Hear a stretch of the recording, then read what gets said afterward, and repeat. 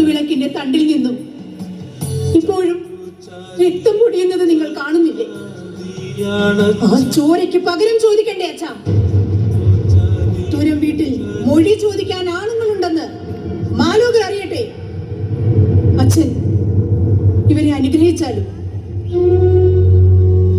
ശിഷ്യനാൽ ചതിക്കപ്പെട്ട ഒരു ഗുരുവിന്റെ ഉദകക്രിയ ചെയ്യാൻ മകനെ നഷ്ടപ്പെട്ട ഒരു അച്ഛന്റെ അനന്തരവനോട് പ്രതികാരം ചെയ്യാൻ കഴിയാതെ പോയൊരു അമ്മാവന്റെ അനുഗ്രഹമാണ്. സഫലമാകാതിരിക്കില്ല.